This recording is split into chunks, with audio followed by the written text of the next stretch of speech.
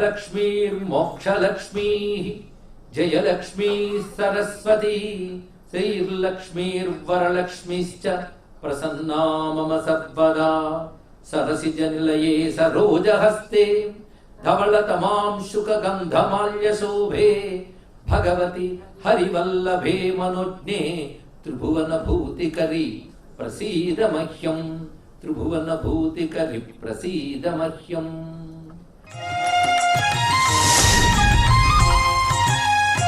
అమ్మవారు తన చూపుల్లోంచి ఆప్యాయంగా లోకాన్ని ఒక్కసారి చూశారు. అరుణాం కరుణాతరంగితాక్షి కనుక ఆ కరుణామృత ధారలతో జగమంత ఆప్యాయన పొంది తాజాదనాన్ని పొందింది. అప్పుడు ఋషులు దేవతలు అమ్మ ఆకలిస్తోందమ్మ అన్నట్ట. వెంటనే తన నుంచి సమస్త శాఖములు ఉత్పన్నం చేసింది. ఈ కథ వింటే సృష్టిలో అనుభవించే ప్రతి సస్యము శాఖము అన్ని అమ్మవారి యొక్క ప్రసాదాలు అమ్మ రూపాలనే భావన కలగాలండి. అందుకే భగవంతుడు ఎక్కడో మరో లోకంలో లేడు, నీ చుట్టూరా ఉన్నాడు, నిన్ను పోషిస్తున్నాడు, నిన్ను దయతో అనుగ్రహిస్తున్నాడు. అది గుర్తించు. అదే లక్ష్మీ ఉపాసన మరొకటి కాదు. అందుకే శాకంభరి ఆ తల్లి సమస్తములైన ఆహారాన్ని ఇచ్చింది. ఆహారాన్ని ఇవ్వడానికి ముందేం చేసింది చూసింది. అంటే కనిపెట్టుకుంది మొదట, కడుపు నింపింది తర్వాత. కనిపెట్టుకున్న తల్లి పేరు ఆమ్నాయాక్షి లేదా శతాక్షి, ఇంద్రాక్షి. ఇన్ని పేర్లు ఉన్నాయి. శతాక్షి అంటే అనంతాక్షి, అంతా చూసింది. అనంతం అంటే విశాలం, కానీ విశాలమైన కళ్ళతో దగ్గర విశాలాక్షి. శాకంభరి అన్నప్పుడు అన్నం పెట్టింది కదా అన్నపూర్ణ, కానీ విశాలాక్షి అన్నపూర్ణ. విశాలాక్షి అన్నపూర్ణ ఎవరు? శశిశేఖర వల్లభేది. అందుకు శాకంభరి మాట అక్కడ వేశారండి. ఐశ్వర్యమునిచ్చి కడుపు నింపే తల్లిని చెప్పడం కోసం ఆ సర్వమంగళికి ఎన్ని పేర్లున్నా ఇక్కడ ఔచిత్యం శాకంభరి. అందుకే ఒక కవి ఒక పదాన్ని ఎంత ఔచితీమంతంగా ప్రయోగిస్తాడనేటువంటిది ఏకాగ్ర దృష్టి గల వారు గ్రహించగలరు. అలాంటి ఔచిత్యం తెలిసిన రసకవి శంకర భగవత్పాదులు వారు కనుక ఎంత అందంగా చెప్పారు. అందుకే అమ్మ 3 రూపాయలు చెప్పారు కదా. కీర్దేవతేతి పలుకుల తల్లివి నువ్వు, గరుడ ధ్వజ సుందరీతి విష్ణుపత్నివే లక్ష్మి నువ్వు, శాకంభరీతి శశిశేఖర వల్లభేతి. మొత్తాన్ని ముగ్గురులో ఎవరు నువ్వు అంటే ముగ్గురు ఒకడైన ఈశ్వరుడికి 3 రకాల శక్తులుగా ఉన్నదాన్ని నువ్వు. ఎలాగంటే సృష్టి స్థితి ప్రళయకేషు సంస్థిత. సృష్టి స్థితి లయ అని 3 పనులు చేయడానికి ఒకే ఈశ్వరుడు ఈ 3 పనులు చేస్తున్నాడు. 3 పేర్లతో ఉన్నాడు. ఆయన 3 శక్తులుగా నువ్వు ఉన్నావు. ఈ ఏకత్వ దృష్టితో ఉపాసించాలి. అందుకని విష్ణు భక్తులను కనుక శివుడిని స్మరించం, శివభక్తులను కనుక విష్ణువు స్మరించం అంటే అదుగు దరిద్రం. అన్ని దరిద్రాలు పోగొట్టమని ప్రార్థిస్తూ శివకేశ్వరుల మధ్య భేదం చూసే దరిద్రాన్ని కూడా పోగొట్టమ్మా అని వారిని ప్రార్థన చేయాలి. అటువంటి విజ్ఞానాన్ని ఎంత చక్కగా చెప్తున్నారు. కనుక ముగురమ్మల మూల పుట్టమ్మ ఈ తల్లి. ముగురమ్మలుగా ఉన్న ఒకే అమ్మ అని ముగురమ్మల్లో ఎవరిని నమస్కరించని భావం కలగాలి. సరస్వతి నమస్కరించితే ఆ తల్లి లక్ష్మి, ఆమె దుర్గా అనాలి. దుర్గను నమస్కరిస్తే ఇదే అనుకోవాలి. ఈ మాట మేధాసి దేవి విదితాఖిల శాస్త్రసారా దుర్గాసి దుర్గ భవసాగర నౌరసంగ శ్రీ కైటభారి హృదయైక కృతాధివాస గౌరి త్వమేవ శశి మౌళి కృత ప్రతిష్ఠ అని చండీ సప్తశతిలో చెప్తున్నారు. అమ్మ మేధాసి దేవి విదిత అఖిల శాస్త్రసార, సర్వశాస్త్రసారమును తెలుసుకోగలిగే మేధవు నువ్వు అంటే జ్ఞానస్వరూపు. అటువంటి నువ్వే ఎలా ఉన్నావంటే తర్వాత మాటలో చెప్తున్నారు. దుర్గాసి దుర్గ భవసాగర నౌరసంగా పక్కన పెడదాం. శ్రీ కైటభారి హృదయైక కృతాధివాస. కైటభారి అంటే విష్ణువు. కైటభారి యొక్క హృదయంలో ఉన్న శ్రీహి నువ్వు. ఆ నువ్వే గౌరీ త్వమేవ శశిమౌళి కృత ప్రతిష్ఠ. చంద్రశేఖరుని శరీరం అందున్న గౌరీ నువ్వు. ఈ 3 రూపాలతో నువ్వెవరు? దుర్గాసి దుర్గ భవసాగర నౌరసంగా. అలాంటి దుర్గవు నువ్వు. ఈ దుర్గవైన నువ్వు అసంగా ఈ సంసారాన్ని అంటుకోకుండానే సంసారంలో ఉన్న వాడిని ధరింపజేస్తాం. ఎంత గొప్ప మాట చెప్పారండి ఇక్కడ. సంసారంలో ఉన్న మనల్ని అనుగ్రహించాలంటే ఆవిడే సంసారానికి రావాలి, అంతే కదండి. ఒకడు బురదలో కొట్టుకుంటున్నాడు, వాడిని ఉద్ధరించాలని వీడు బురదలో దిగాలి. అప్పుడు దిగిన వాడికి కూడా బురద అంటుతుంది. అలాగే మేము అజ్ఞానం అనే పంకంలో సంసార పంక నిర్పక్కన సముద్రణ పండిత అని చెప్పినట్లుగా సంసారం అనే బురదలో మేముంటే మమ్మల్ని అనుగ్రహించడానికి నువ్వు దుర్గగా వచ్చావు. అయితే అసంగా అందం అంతా అక్కడ చూపించారు. అంటకుండా ఉంటావమ్మా అన్నాడు. ఇది ఎలాగంటే నదిలో ఒకడు కొట్టుకుపోతుంటే వాడికి పడవ వచ్చింది. కొట్టుకుపోయిన వాడు మునిగిపోయాడు, నీళ్లు తాగేశాడు, లోపల బయట నీరే. కానీ పడవ వాడిని ఎక్కించుకుని తీసుకెళ్ళాడు.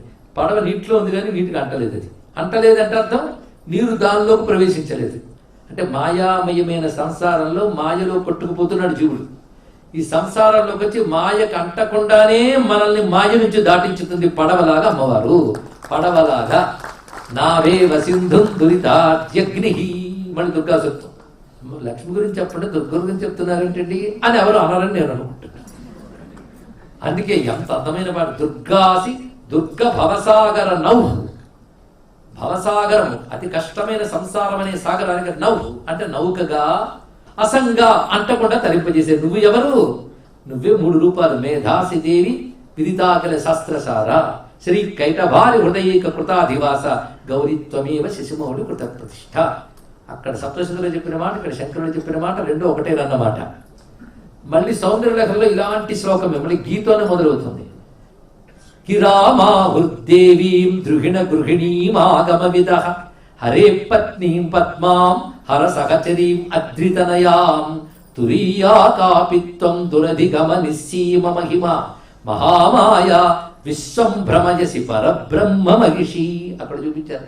గిరామాహుర్దేవీం ద్రుహిణ గృహిణి.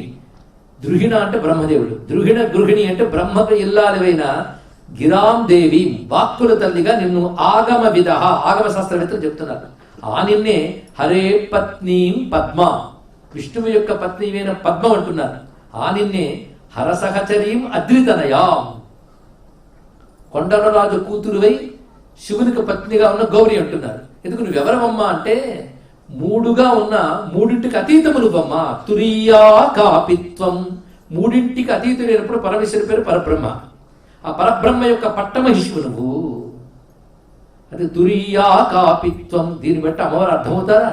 సృష్టిస్తున్న వరకు అందరికీ అర్థమవుతుంది, తర్వాత అర్థం కాదు. దురధిగమని సీమ మహిమ. అలాంటి నువ్వు మహామాయ, ఈ సృష్టిస్థితులను నడుపుతున్న పరమేశ్వరుని యొక్క మహామాయా శక్తివి. మహామాయ విశ్వం భ్రమయసి, ఈ విశ్వాన్ని తిప్పుతున్నావమ్మా పరబ్రహ్మ మహిషి, పరబ్రహ్మ యొక్క పట్టపురాణి అంటూ సౌందర్యలహరిలో ఇదే భావాన్ని చెప్పారు. 6 ఏళ్ల కుర్రవాడు కనకధారలో చెప్పిన మాట, తాను ఉపాసనకే సిద్ధి పొందినప్పుడు అమ్మవారి గురించి చెప్పిన సౌందర్యలహరిలో ఉన్నమాట రెండు ఒకటేనన్నమాట. అంటే 6 ఏళ్లకే పరిపూర్ణుడైనటువంటి జగద్గురు ఆయన.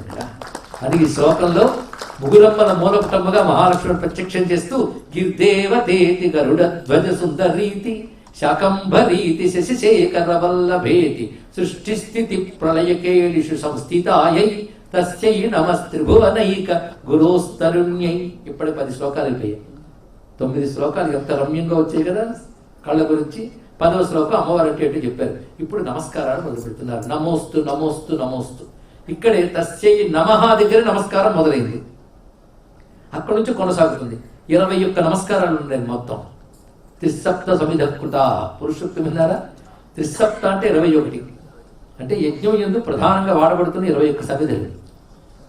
21 అనే దాని వెనుక చాలా రహస్యం ఉన్నది. ఒక్క అంతఃకరణం, అంతరింద్రియ జ్ఞానేంద్రియములనే 10ంటిని తీసుకుని 10ంటిలో 2 రకాల కర్మలు 20 అయ్యాయి. వాటికి అంతఃకరణ కలిపితే 21. ఇది 21 సంఖ్యలో ఉన్న విశేషం. అదే మా గణపతికి కూడా 21 ఇష్టం. 21 యజ్ఞ సంఖ్య. ఇంకా చాలా రహస్యాలు ఉన్నాయి 21. ఆ 21 నమస్కారాలు పెట్టడంలో ఇంత ఆంతర్యం ఉంది. దీన్ని బట్టి శంకరులు నాకు 5 మార్నింగ్ థాట్ వచ్చింది, ఐడియా వచ్చిందని రాసే కవికాడైనా రాశారంటే దాని వెనకాల ఎన్ని లెక్కలు ఉంటాయి చూడండి. అందుకే శృత్యై నమోస్తు శుభకర్మ ఫల ప్రసుత్యై రత్యై నమోస్తు రమణీయ గుణార్ణవాయై శక్త్యై నమోస్తు శతపత్ర నికేతనాయై పుష్ట్యై నమోస్తు పురుషోత్తమ వల్లభాయై. నమస్కారం గురించి ప్రవచనం అప్పుడు బాగా చెప్పుకున్నాం మన రుద్రనమకం అప్పుడు. అన్ని మళ్ళీ చెప్పక్కర్లేదు. కానీ మనస్సు ఇవ్వడమే నమస్సు, మనస్సును సమర్పించడమే. మనస్సును ఇవ్వడం అంత తేలిగా అండి. మనస్సును ఇవ్వడం అంటే అహంకార త్యాగమే నమస్కారం. నమః నమః అంతే. నా మమ, నాది కాదు, నేను కాదు. ఈ ఒక్క అహంకారాన్ని విడిచిపెట్టేస్తే, ఈ అహం విడిచిపెడితే అహం బ్రహ్మస్మి తెలుస్తుంది. ఇక్కడ నమస్కారం చేతనవాలి. అందుకే నమస్కారం అన్నిటికంటే గొప్పది. సులభం కనుక అది చేసేస్తాం, కనుక తెలిస్తే అది కష్టం అని అర్థమవుతుంది. కానీ త్రికరణాలతో నమస్కారం చేయాలి. ఎవరికి? అమ్మకి. ఆ నమస్కారం చూపిస్తే శృత్యై నమోస్తు, శృతికి నమస్కారము అంటే వేద రూపిణైన అమ్మవారికి నమస్కారం, జ్ఞాన రూపిణైన అమ్మవారికి నమస్కారం. అమ్మ వేదస్వరూపం. అసలు వేదమే మహాలక్ష్మి తెలుసా? లక్ష్మీ సహస్రనామ స్తోత్రం ఉంటుంది. ఆశ్చర్యపోతా నామాలు చూస్తుంటే. ఆ నామాలంతా వేద రూపిణైన మహాలక్ష్మి చెప్పారు. వేదానికి స్త్రీ అని పేరు. దీనికి వేదంలోనే ప్రమాణం ఉంది. రుచస్సామాన యజుగుంషి సాహి శ్రీరమృతా సతాం. రుచస్సామ యజుస్సులని చెప్పబడేటువంటి వేదములకు శ్రీ అని పేరు అన్నారు ఇక్కడ. అంటే వేదలక్ష్మి. దీన్ని వేదవతి అని కూడా అంటాం. వేదమే మహాలక్ష్మి. జాత వేదసే తాం ఆహవ జాత వేదో లక్ష్మీ మనపగామిని. వేదమే అమరూపం. అమ్మ గురించి తెలియాలంటే వేదం వల్లే తెలుస్తుంది. కానీ వేదం వల్ల తెలియబడే లక్ష్మి నాకు అనుగ్రహించుగాక అని శ్రీ సూక్తం అని చెప్తుంది అక్కడ విశేషం. అంతేకాదు కుశధ్వజుడు అని ఒక మహర్షి ఉండేవాడు. ఆయన దీక్ష పట్టాడు. తపస్సులు అనేక రకాలు ఉంటాయండి.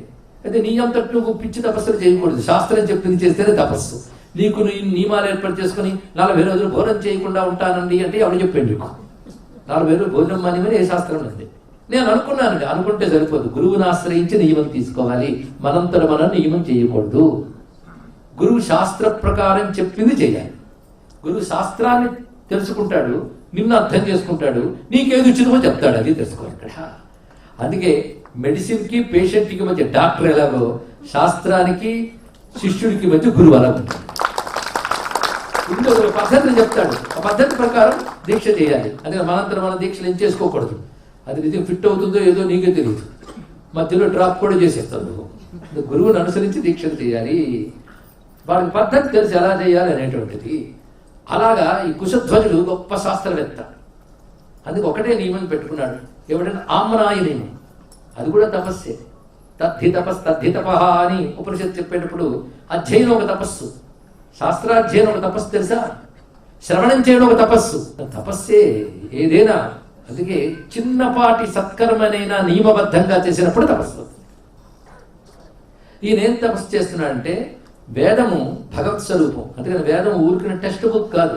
అందులో అక్షరాలన్నీ మంత్రములు, చైతన్యవంతములేని శబ్దములు, అందులో దేవత ఉంటుంది. అందుకే నేను ఒక నియమం పెట్టుకుంటాను.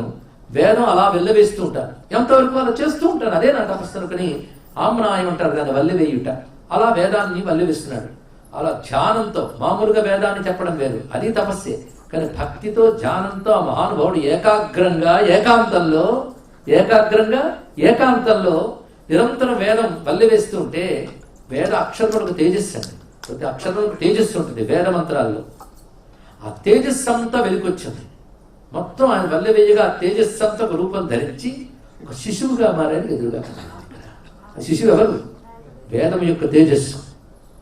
అప్పుడు ఆయన చూసి ఈవిడ మహాలక్ష్మి అని పిలుచుకున్నాడు. ఇక్కడ వేద స్వరూపుడైన మహాలక్ష్మి. కానీ వీడు ఏ పేరు పెట్టాలి అనుకున్నాడు? వేదవతి అని పేరు పెట్టాడు. ఆ తల్లి కొంచెం ఎదిగి నీకు ముక్తినిస్తున్నాను, తర్వాత పని నేను చూసుకుంటే నువ్వు వెళ్ళాను ఇక్కడ. ఇంకా ఆవిడ తపస్సును ఆరంభించింది. ఎందుకంటే మహాలక్ష్మి, నా పతి ఎవరు? నారాయణుడు. ఇప్పుడు ఈ రూపంతో వచ్చాడు కానీ ఇప్పుడు తపస్సు చేస్తానని తపస్సు చేస్తాను. ఆ తపస్సు చేసినప్పుడు దుష్టుడు అక్కడికి వచ్చాడు. ఎంతో అందంగా ఉన్నావు, నేను పట్టుకుంటాను అన్నాడు. ఇక్కడ ఓ దుర్మార్గుడా, నేను విష్ణువుకి చెందినదానని అంది ఇక్కడ. అయినా వాడు చెయ్యి వేయబోతే శపించి ఆ తల్లి తను తాను అంతర్ధానం చేసుకుని భూమి యందు లీనమైపోయింది. ఆ లీనమైపోయిన తల్లి జనక మహారాజు యజ్ఞం చేసేటప్పుడు ఆ నాగలి తీసుకెళ్తున్నప్పుడు నాగేటి చాలు తగిలి అక్కడ వ్యక్తమైంది ఆవిడ సీతా మహాలక్ష్మి. అది శృత్యై నమోస్తు శుభకర్మ ఫల ప్రసూచ్చై. ఈ వృత్తాంతం మనకి ఏం చెప్తుందంటే వేదమే మహాలక్ష్మి అనే వృత్తాంతాన్ని మనకు చెప్తాం. అందుకే వేదం పట్టుకుంటే సంపదలన్నీ ఇస్తుంది ఆ తల్లి. పైగా మాట ఎంత చక్కగా చూడు. శృత్యై శుభకర్మ ఫల ప్రసూచ్చై. మధ్యలో నమస్తే పక్కన పెడదాం. అంటే శృతి చెప్పినప్పుడు ఆ పదం పెట్టాడు ఇక్కడ. ఎందుకంటే శుభకర్మలు, మంచి పనులు. శుభకర్మలు ఎవరు చెప్తారు మీకు? చెప్పండి. వేదం చెప్పినదే శుభకర్మ. వేదం ఇది చెయ్యి బాగుపడతావు అని చెప్పింది శుభకర్మలు అంటారు. కానీ శుభకర్మల్ని ఉత్పన్నం చేసేటటువంటి వేద రూపుడమే నీకు నమస్కారం. అది చెప్పారు. శృత్యై శుభకర్మ ఫలు ప్రసూచ్చై నమస్తే. మాట ఎంత ఔచిత్యంతో ఉందో చూడండి. రచ్చై నమోస్తు రమణీయ గుణార్ణవాయై. తర్వాతి మాట రతి. రతి అనే మాటకు అర్థం తెలుసా? ఆసక్తి. కొంతమందికి దేని మీద నాకు ఆసక్తి లేదంటే దాన్ని రోగం అంటారండి అని చెప్పాలి. యోగం కాదు ఇక్కడ. దేని మీద ఆసక్తి లేకపోతే డిప్రెషన్, ఫ్రస్ట్రేషన్ వగైరా పేర్లు పెట్టబడదు. అది మానసిక రోగం. దేని మీద ఆసక్తి లేకపోతే మహాప్రమాదం. అందుకే సృష్టిలో ఒక ఆసక్తి, ఒక ఉత్సాహం అమ్మవారి విభూతి. అది నిరాసక్తంగా బతికితే లాభం లేదండి. అయితే మరి యోగులకి దేని మీద ఆసక్తి లేదు కదా అంటే వాడు పరబ్రహ్మ మీద ఆసక్తి ఉంది. మర్చిపోవద్దు ఇక్కడ. ఆ ఆసక్తి ఉంది కనుక ఈ ఆసక్తి లేదు. ఎందుకంటే సూర్యుడు బాగా ఉన్నాడు కనుక దీపం వెలిగించుకోలేదు. కానీ కటక చీకట్లోనే నాకు ఏ వెలుగు అక్కర్లేదంటే గుడ్డివాడికి నీకు తేడా ఉంది అయినా ఇక్కడ. కనుక సంసారంలో అన్ని విషయముల మీద ఆసక్తి ఉండాలండి. అయితే ధర్మబద్ధమైన విషయాలపై ఆసక్తి ఉంటే ప్రమాదం కాదు. అందరికీ పరమాత్మ మీద ఆసక్తి అంటే ఎక్కడి నుంచి వస్తుంది? కొందరికి ధనం మీద ఆసక్తి ఉంటుంది, కావాలి లేకపోతే బతకలు. ధనం లేకపోతే తెలుస్తుంది దాని విలువ. అది ధనం అవసరమే, కానీ ధర్మబద్ధమైన ధనం కావాలి. ఆ ధనం మీద ఆసక్తి ఉండాలి, అది అవసరమే. మళ్ళీ ధర్మానికి వినియోగించాలి. రెండు, ధనం మీద ఆసక్తి ధర్మబద్ధంగా ఉండాలి, వచ్చిన ధనాన్ని ధర్మబద్ధంగా ధర్మానికి వినియోగించాలి, అటు తర్వాత నువ్వు భోగానికి వినియోగించాలి. ఇది చెప్తున్నారు. అందుకే ధనానికి అటు ఇటు కూడా ధర్మం ఉండాలని. ఈ పాఠం నిజానికి చిన్నప్పటి నుంచి చెప్తే పౌరుల్లో అవినీతి పరులు అనేది వారు రారు, అప్పుడు పాలకుల్లోనూ అవినీతి పరులు రారు. మరి సనాతన ధర్మానికి దూరంగా బతికితే అవినీతి పరులు, అధార్మికులు, అన్యాయగ్రస్తులు, లోభులు, దుష్టులు భూమి నిత్యా నిండిపోతారు. అది సనాతన ధర్మం మాత్రమే వ్యక్తిత్వాన్ని వికసింపజేస్తుంది. ఒక వ్యక్తి 10 మందికి పనిగొట్టేట్లు చేస్తుంది. కానీ ఎవరు రాక్షసులో, ఎవరు దుష్టులో, ఎవరు పైశాచిక తత్వంతో ఉంటారో వాళ్ళు లోకం నశించాలనే ఉద్దేశంతోనే సనాతన ధర్మం నశించాలనుకుంటారు. అలాంటి దుష్టులు, రాక్షసుల్ని పరిమార్చమని పరమాత్మ పరాశక్తిని ప్రార్థన చేద్దాం. మొత్తానికి రతి ఉండాలి, ధర్మబద్ధమైనటువంటి ఆసక్తి ఉండాలి. అందుకే అలాంటి ఆసక్తి మంచి గుణాలతో ఉండాలి. రమణీయ గుణార్ణవాయై, రమణీయమైన గుణ సముద్ర రూపిణమైన అమ్మా, రతి రూపిణమైన అమ్మ. రతి అనే ఆసక్తి రూపంతో ఉన్న అమ్మ అన్నారు ఇక్కడ. అంటే కొంతమంది ఏదో కోల్పోయినట్టు ఎప్పుడు మొహం ఉంటుందండి.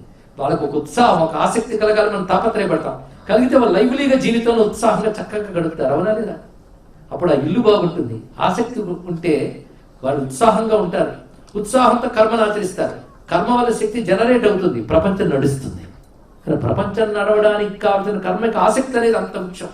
ఆసక్తి రూపంలో ఉన్న అమ్మ అంటే ఆసక్తిని కూడా దివ్యశక్తిగా దర్శించగలిగిన భారతీయ సంస్కృతికి నమస్కారం. అంటే ఇక్కడ వైరాగ్యం ఎంత బోధిస్తుందో సన్యాసికి, గృహస్థికి ధర్మబద్ధమైన రాగము అంత బోధిస్తుంది. ఇక్కడ వీడికి ఇది ధర్మం. రచ్చయ్యి నమోస్తు రమణీయ గుణార్ణవాయే, రతి రూపిణివేనమ్మా నీకు నమస్కారము. శక్త్యై నమోస్తు శతపత్ర నికేతనాయే, శక్తి అయిన నీకు నమస్కారం. ఎక్కడున్నావు? శతపత్రంలో ఉన్నావు. శతపత్రం అంటే 1000 రేకుల కమలం. అక్కడున్న నీకు నమస్కారం అంటే పద్మంలో ఉంది 1000 రేకుల కమలం. శతపత్రం అంటే ఏమిటో కాదు, సహస్రార పద్మంలో ఉన్న తల్లి అని దీని యొక్క భావం. అక్కడ ఎలా ఉంది? శక్త్యై, పూర్ణశక్తిగా ఉంది. అటువంటి నీకు నమస్కారం. పుష్ట్యై నమోస్తు పురుషోత్తమ వల్లభాయై, పురుషోత్తముని భార్యమైన పుష్టిదేవి వేదికి నమస్కారం. మళ్ళీ పురుషోత్తముని తెచ్చాడు చూడండి. విష్ణువుని వదలండి ఆయన. ఎందుకు? లక్ష్మీదేవి విష్ణువుని వదలదు కనుక. అది తెలియాలి. ఆవిడ ఎవరిని, ఏమంటే మీరు రండి అంటే మా ఆయన ఇంట్లో ఉన్నాడు, నేను వెళ్ళొస్తా ఉంటుంది. మీ ఆయన కూడా తెచ్చుకోమ్మా, ఇద్దరు ఇక్కడ ఉండొచ్చు అనాలి. అది బాగుంది ఇక్కడ. అది విష్ణువుతో ఉన్న లక్ష్మి అని చెప్పాం. హరితో ఉన్న సిరి కావాలి, కానీ హరిలేని సిరి ఇలా వచ్చి అలా వెళ్ళిపోతుంది. అప్పుడు గెస్ట్గా వస్తుంది. ఇదేగా నేను పిలిచారనుకోండి, వాళ్ళ ఆయనతో వచ్చి ఇంట్లో తిష్ట వేస్తుంది. ఆవిడ తిష్ట వేయడం కావాలి మనకి. ఆవిడ తిష్ట వేయాలంటే విష్ణు ఉండాలి. నమోస్తు నాళీక నిభాననాయై, నమోస్తు దుగ్ధోధని జన్మభూమ్యై, నమోస్తు సోమామృత సోదరాయై, నమోస్తు నారాయణ వల్లభాయై. నాళీక నిభానం అంటే పద్మము వంటి వదనము కదా తల్లి అంటే అమ్మవారు ఆ భక్తుడు అలా చూస్తోంది వికసించిన కళ్ళతో, నవ్వుతున్న మోముతో.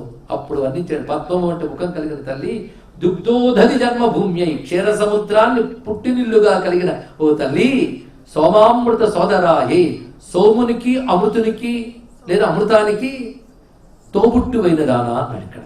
అంటే చంద్రుడు ముందు, తర్వాత మహాలక్ష్మి, ఆ తర్వాత అమ్ముడు కదా. అటు ఇటు ఒక నాన్న ఒక తమ్ముడు, ఇద్దరు సోదరుడు, మధ్యలో మహాలక్ష్మి. అంటే ఏంటో చెప్పుకున్న చంద్రోదయం అనగానే ఆజ్ఞాచక్రం దాటిన వెంటనే కలిగేటువంటి భూమిక చంద్రభూమిక. అది ఆహ్లాదము, ప్రసన్నత. అంటే భగవత్ స్ఫురణ మాత్రమే మనస్సుకు వచ్చినప్పటి స్థితి చంద్రోదయం, శుద్ధ సాత్విక గుణం ఉదయం. ఆ అనుభూతిలోంచి మహాలక్ష్మీదేవి సాక్షాత్కారం. ఆవిడ కటాక్షం లభిస్తే మోక్షమనే అమృతం లభిస్తుంది. అది దీని యొక్క ఆంతర్యం. అందుకే సోమ అమృత సోదరి అయిన మహాలక్ష్మికి నమస్కారము. నమోస్తు నారాయణ వల్లభాయై, ప్రతి శ్లోకంలో వస్తున్నాడు ఆయన. నమోస్తు హేమాంబుజ పీఠికాయై, నమోస్తు భూమండల నాయికాయై, నమోస్తు దేవాది దయాపరాయై. బంగారు పద్మంలో కూర్చున్న తల్లి, ఈ భూమండలం అంతటికి నాయికమైన తల్లి, దేవాదులకు కూడా దయ చూపించే తల్లి, శాంగాయుధ వల్లభాయై. శాంగాయుధుడు, శాంగమనే ధనువు దాల్చిన నారాయణుని యొక్క పత్ని నీకు నమస్కారం. నమోస్తు దేవ్యై భృగునందనాయై నమోస్తు విష్ణోః పురసి స్థితాయై నమోస్తు లక్ష్మ్యై కమలాలయాయై నమోస్తు దామోదర వల్లభాయై నమోస్తు కాంత్యై. కాంతి స్వరూప అమ్మవారు, శాంతి స్వరూప అమ్మవారు. కాంతి అంటే బ్రైట్నెస్. ఏంటి ముఖం అలా వెలిగిపోతుంది అంటాం, ఏంటంటే ముఖం ఏంటో అలా ఆగిపోయింది అంటాం. ఇక్కడ వెలిగిపోవడమే కాంతి అండి. ఎప్పుడు వెలుగుతుందో చెప్పాం మనం. జ్ఞానం, ఐశ్వర్యం, సంపద మూడు ఉన్నప్పుడే వెలిగిపోతాం, వికసిస్తాం. ఆ మూడు రూపాలతో ఉన్న వెలుగు అమ్మవారు. నమోస్తు కాంత్యై కమలక్షణాయై నమోస్తు భూత్యై భువన ప్రసూత్యై. భూతి అంటే ఐశ్వర్యం అని చెప్పుకున్నాం. భువనాల్ని కలిగించే ఐశ్వర్య రూపిణి నీకు నమస్కారం. నమోస్తు దేవాదిభిరర్చితాయై. దేవతల చేత నమస్కరింపబడే నీకు నమస్కారం. ఎవరు నువ్వు? నమోస్తు నందాత్మజ వల్లభాయై. నారాయణుడు ఇక్కడ నందాత్మజుడు, దామోదరుడు ఇత్యాది పేర్లతో చెప్పబడుతున్నాడు. మధ్యలో మురారేహే అని 2 మార్లు వచ్చింది. అంటే శంకరుడు విష్ణు భక్తుడు, సందేహం లేదు. కానీ కృష్ణుడు అంటే ఎక్కువ అభిమానం ఆయనకి. అనేక చోట్ల కృష్ణ శబ్దం పాడతాడు ఆయన. మీకు తెలుసా? ముకుంద అంటాడు. ముకుంద అనేటువంటిది కృష్ణుని పేరు. అలాగే మురారి కృష్ణావతారంలో చేశాడు ఆ పని. మురా అనే అసురుణ్ణి సంహరించాడు కనుక మురారి. అలా నందాత్మజ కృష్ణుడే, దామోదర కృష్ణావతారమే. ఇదే చూపిస్తాడు, మీరు పరిశీలించండి.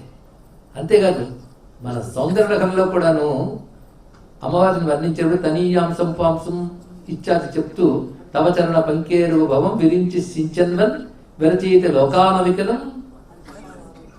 అదేవిధంగా విష్ణువుని చెప్పించేటప్పుడు సౌరి అని మాట్లాడతాడు. శిరసా అన్నాడు ఇక్కడ. అందుకే ఆ మోస్తున్నవాడు సౌరి. ఇంకో చోట వచ్చేటప్పటికల్లా మురారి అని పదం పాడతాడు. ఎక్కడ?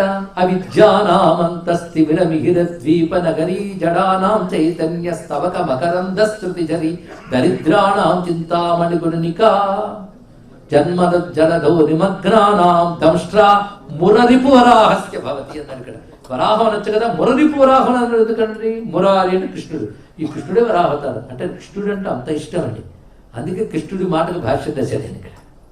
అది ఇక్కడ నందాత్మజ దామోదర అని ఎందుకు చెప్పాడు అంటే కృష్ణుడు అంటే ఇష్టం కదండి. కాదు, మరో రహస్యం ఉంది. భాగవతాన్ని గుర్తు చేస్తున్నాడు. భాగవతంలో సుఖయోగింద్రుడు చెప్తాడు ఒక మాటని.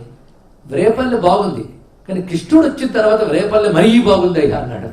ఎందుకు బాగుంది అంటే రమాపతి అయిన కృష్ణుడు అక్కడ ఉన్నాడు కనుక లక్ష్మి రేపల్లెలో వ్యాపించిపోయింది అని ఇక్కడ. ఎలా వ్యాపించింది అంటే దినే దినే ప్రతివృద్ధ లక్ష్మీ అక్షీణ మాంగళ్య శతో వ్రజోయం. అంతేకాదు భవన్ నివాసాదయి వాసుదేవ ప్రమోద సాంద్రో పరితో విరేజే. 3 మాటలు చెప్పాడు నారాయణ భట్టాత్రి. ఆ భావాన్ని నారాయణీయంలో అంత చక్కగా సంస్కృత శ్లోకంలో పెట్టాడు. ఏమని? దినే దినేధ ప్రతివృద్ధ లక్ష్మి. ఈ కృష్ణుడు వచ్చిన దగ్గర నుంచి ఏమైందంటే ఆ గోకులంలో రోజు రోజుకి సంపదలు పెరిగిపోతున్నాయి. సంపదలు పెరిగిపోవడం కాదు, ప్రతి ఇంట్లో ప్రతిరోజు శుభాలు జరుగుతున్నాయి. చూసారా? ఒక డబ్బు ఉండి రోజు ఇంట్లో అమంగళాలు జరుగుతున్నాయి, బాగుంటుందా? కనుక ధనం పెరగడంతో పాటు అన్ని శుభాలు జరుగుతున్నాయి. 3వది ఇంకో గొప్ప మాట, ప్రమోద సాంద్ర. మొత్తం వ్రజభూమిలో ఉన్న వాళ్ళందరూ బాగా ఆనందంగా ఉన్నారు. అంటే డబ్బు ఉన్నంత మాత్రాన శుభాలు జరగాలని లేదు, శుభాలు జరిగినంత మాత్రాన ఆనందంగా ఉంటామని లేదు. ఎప్పుడు ఎన్ని శుభాలు ఎన్నున్న మొహం ఎప్పుడు ఒకేలా పెట్టుకునే వాళ్ళు ఉంటారు లోకంలో. కానీ ఐశ్వర్యతలు 3 దశలు చూపిస్తున్నాడండి. సంపద బాగా ఉంది, మంగళాలు జరుగుతున్నాయి, ప్రతివాడు నిండైన ఆనందంతో ఉన్నాడు. ఎందువల్లంటే భవన్ నివాసాత్ అయి వాసుదేవ. నువ్వు ఉండడం వల్ల కదయ్యా. నువ్వు ఉండడం వల్ల ఎందుకు అంటే నువ్వున్నావంటే లక్ష్మి ఉంటుంది కదా, లక్ష్మి ఉంటే ఈ 3 ఉంటాయి కదా, అందుకు రేపల్లంతా చాలా బాగుంది అన్నాడు ఇక్కడ. ఇది రహస్యం.